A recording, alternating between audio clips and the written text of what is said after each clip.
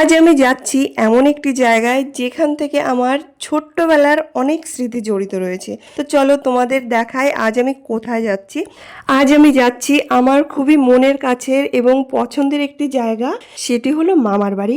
অবশ্য আমার একারই শুধু মনের কাছের না, সকলের কাছে যার যার নিজের মামা বাড়ি খুবই পছন্দের এবং মনের কাছের একটি জায়গা। মামার বাড়ির দূরত্ব কিন্তু আমাদের বাড়ির থেকে অনেকটাই দূরে, সেজন্য আমরা বেশিরভাগ সময়ই ট্রেনে যাতায়াত করি। বাট এবার একটি বিশেষ প্রোগ্রাম আমরা অ্যাটেন্ড করতে যাচ্ছি, সেজন্য আমাদের লাগেজও প্রচুর বেশি হয়েছে। তার জন্য এবার আমরা একটি পার্সোনাল কার বুক করে নিয়েছি, যাতে আমাদের লাগেজ নিয়ে কোনো সমস্যা না হয়, আমরা আরামসে পৌঁছে যাই। তো যাই হোক, এরপরে বেরিয়ে পড়লাম মামাবাড়ির উদ্দেশ্যে। যেতে কিন্তু অনেকটাই টাইম লাগবে, তার জন্য ভাবলাম মাঝখানে একটু ব্রেক নেওয়া যাক।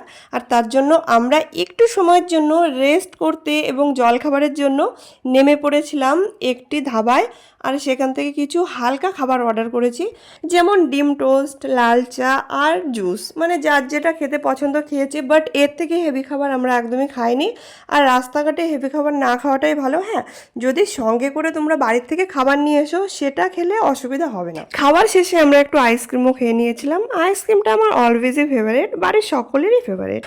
তো দেখো, এবার আমার লাল চা চলে এসছে। সাধারণত আমি কিন্তু বাড়িতে লাল চা খাই, বাট খুবই কম, দুধ চাই বেশি পছন্দ করি। বাট রাস্তাঘাটে বেরোলে কিন্তু আমি ডেফিনেটলি লাল চাই খাই, কারণ ভয় করে শরীর অসুস্থ হয়ে গেলে কিংবা ইনডাইজেশন হলে, সেজন্য আমি লাল চাই খেতে পছন্দ করি।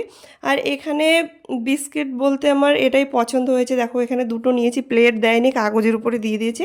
তো এখান থেকে আমরা টিফিন কমপ্লিট করে বেরিয়ে পড়েছি।